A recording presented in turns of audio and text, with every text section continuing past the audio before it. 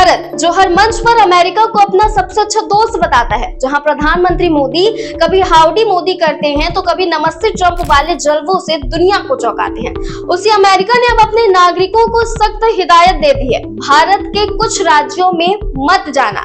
जी हां, अमेरिकी विदेश मंत्रालय ने एक ताजा ट्रैवल एडवाइजरी जारी की है और छत्तीसगढ़ उसमें खास तौर पर शामिल है। अमेरिका ने साफ कहा है, इन इलाकों में माओवादी चरमपंथी यानी नक्सली अब भी एक्टिव है और यहाँ सरकारी अफसरों तक को बख्शा नहीं जाता।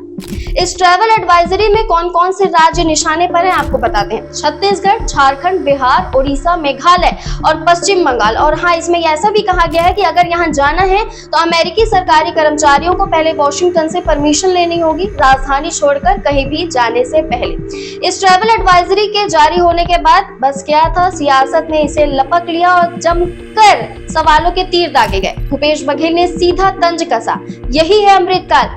कहा, मोदी जी की ट्रंप से दोस्ती का यही नाम मिला है छत्तीसगढ़ को। वहीं टीएस सिंहदेव तो और तल्ख हो गए और उन्होंने कहा, अमेरिका ने कह दिया कि महिलाएं छत्तीसगढ़ और भारत में अकेले ट्रैवल ना करें क्योंकि यहाँ रेप, हिंसा और डर बेकाबू है।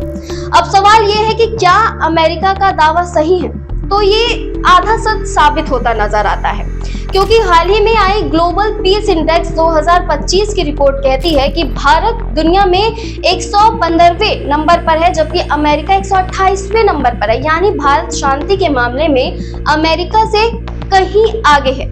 अब आप बताइए, क्या वाकई भारत और उसके राज्य अब इतना असुरक्षित हो गए हैं कि उसके सबसे बड़े दोस्त को भी अपने नागरिकों को चेतावनी देनी पड़ी, या फिर ये सिर्फ एक अंतरराष्ट्रीय राजनीति का हिस्सा है?